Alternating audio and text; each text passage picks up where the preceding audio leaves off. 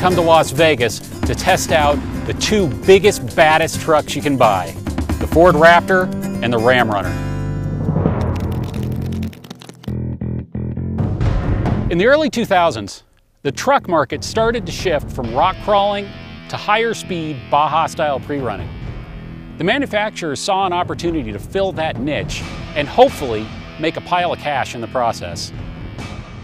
Chrysler turned to their performance division Mopar to develop a kit that would take one of their 1,500 vehicles and turn it into a pre-runner. Ford, on the other hand, they wanted to sell the customer a pre-runner right off the showroom floor. Which company has the right strategy? It's what we're here to find out.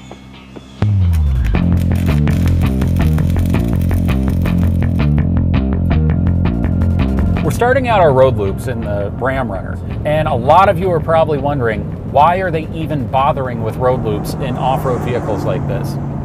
Well, these are serious off-road tools, but most people that buy them, they're going to use them as their daily driver.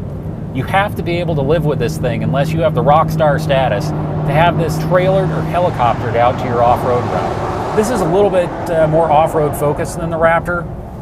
What I'm noticing immediately is that there's not a lot of precision. It takes a lot of steering lock to get it to turn.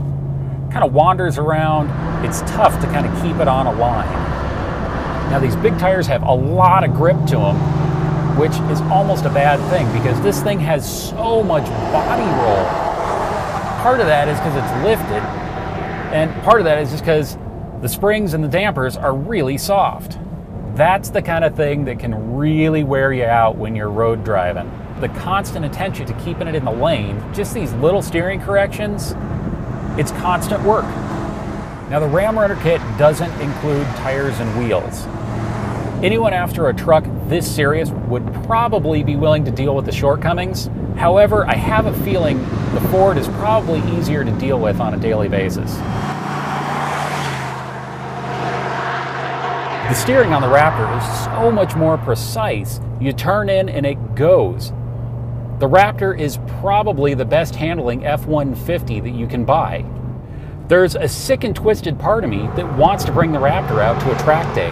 I'm pretty sure you can actually run down some of the lower powered BMWs. Ford has definitely tuned the suspension different on the Raptor. It doesn't wallow around like the Ram. It doesn't have the same amount of suspension travel, and we'll probably notice that tomorrow on the off-road section. But here on the road, it feels so much better. The Raptor is far more confidence-inspiring. You kind of set it into a turn, pick your line, and it stays there. If you hit a bump mid-corner, it doesn't jump sideways like the Ram was doing. It's way more fun in the twisties. Everything about the Raptor is more predictable. The brake pedal is always right there. The throttle, it feels more linear. It almost feels like a sports car, just another 2 feet off the ground. I could drive this back and forth to work every day.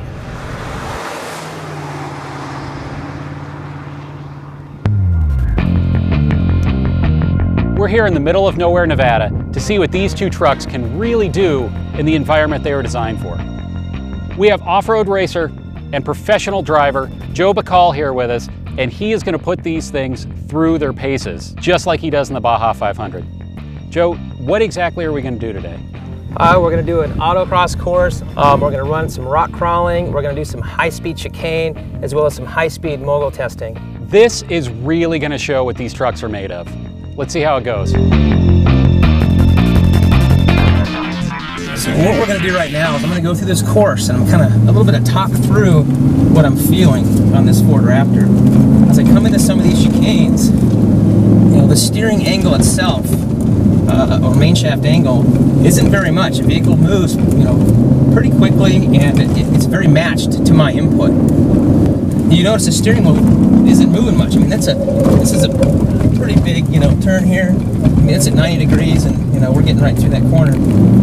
What I like about it too is just, you know, when I throw the car sideways, I'm getting oversteer, but it's not a snap oversteer. It's not a large overshoot feeling. Very slow, very predictable. You know, that's what you want when you're out in the desert. And even on the pavement, if the vehicle starts to rotate on you, you want to be able to predict what's going to happen. In this vehicle, I can do that. I'm getting a lot of feedback. It just has a real sporty feel to it. Shoot, I could just throw this thing into corners really hard and it's a piece of cake. This will make any driver look good. You know, racing in Baja, this is similar to my race truck in a lot of ways, just because I run the stock full class. I think with a little modifications, I think this Ford Raptor would be the truck of choice for me.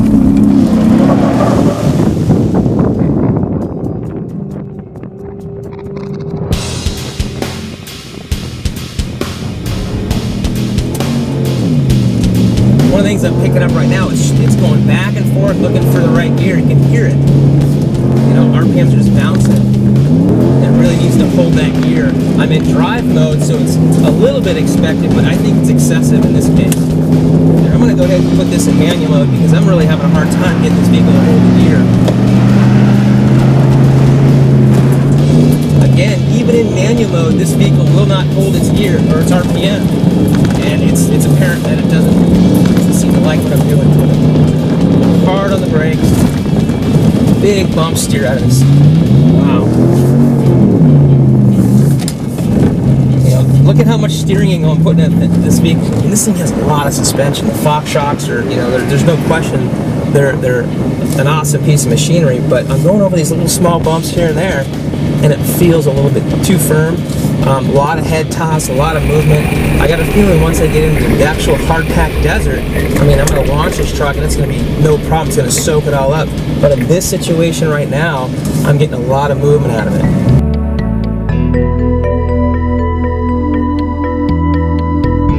Okay, Joe, we've been out here for hours. First of all, what did you think of both of these things on the autocross? There's no question there's a little bit of a difference between the two. When it comes to the Ford, you know, a lot more precision, a lot less steering input and angle. I was able to get through those corners. In the Dodge's case, a lot more steering angle, you know, pushing a little bit understeer. It just didn't feel quite as together and as precise. I agree. I felt a lot more confident in the Raptor. I felt like I could do what I wanted with it. It was so good that I could think corners ahead, whereas in the Ram, I was always focused on what I'm doing right now, keeping that thing in line. Well, you bring up a good point, Mike, and it really comes down to driver confidence and predictability. If a driver can't run into that, you know, really go into a corner hot and know sort of what to expect, then he's got to slow down, or she's got to slow down. So there's that fine line. I think the Dodge really doesn't give me that confidence, and it sounds like it doesn't give you that confidence as well. Exactly. Next, we went to the rock crawling section. Ford has made this thing a little more of a rock crawler. They've put the limited slip differential on the front. They've done some work to give it an advantage there. What did you think? Well, you know, there's no question that when I drove the vehicles through that rock section, the Ford was just a little more plush. I could actually feel the stroke of the suspension. I'm like, you know, this is nice. I could just kind of walk it through that section. The differences between the two, you have to give the Dodge the approach and departure angles. You've got to give it the clearance. The Dodge just felt very, very tight, very firm feel on the suspension, and it literally just kind of bounced on top of the rocks instead of really just kind of absorbing them. Next, high-speed mogul section. I know you have strong feelings on this one. You know, this is stuff that we experience, you know, racing in Baja, and I have to give it to the Dodge Ram runner. I mean, I'm hitting, you know, high speeds through this mogul section, and I'm just, I mean, you know, trying to left foot brake and really get it set up, but it just floats over some of these big bumps. We did a little bit of timing, nothing official. It seems like you could probably go about 8 to 10 miles per hour faster in the Ram Runner than you could in the Raptor. That is a big deal over a long distance race. One of the things I wanted to do is run a really high speed chicane section, just simply on a real hard packed dirt road, to feel the, you know, just the vehicle dynamic side of it, the body roll, you know, how much lateral grip I'm going to get. And the difference between the two is as I start to go into those corners in the Ford, a lot less steering angle. a much better feel on steering effort, and the yaw, it was all matched. So my input matched, you know, the vehicle direction, which is exactly what I wanted for the confidence going into that at speed. With the Dodge Ram Runner, a lot different. You know, a large steering angle, not a lot of detent on center. It's just kind of a flat feel. So when I come into those corners, I'm having to work a lot harder, larger angles. You know, I'm really just trying to stay on the course at that point. It really comes down to how are you going to use a vehicle. You're not going to be running high-speed moguls all the time. You know, the guys at Fox, you know, Mopar, the Core Off-Road, and these guys all put together this package, and I think they did a great job. But what they did was they really focused, at least my opinion is, they focused on the high-speed moguls. There's no doubt the vehicle can fly through the high-speed moguls, but I think there's a bigger picture, and you have to look at other areas like ride comfort and just general handling on pavement. There's definitely a market for the Ram Runner. It's got the look for Baja. There's no question it looks great, but you really want to decide, is this really what you want on a daily driver, or do you want to put the Ram Runner on a trailer and take it to Mexico and pre-run the Baja 1000? I mean, that Ram Runner is definitely a purpose-built vehicle. So if you want to go flat out in the desert, the Ram Runner is probably your choice. It's very good in that high-speed rhythm section, but it seems like it's kind of a unitasker, whereas the Raptor is a complete product. The winner of this week's head-to-head is the Ford Raptor.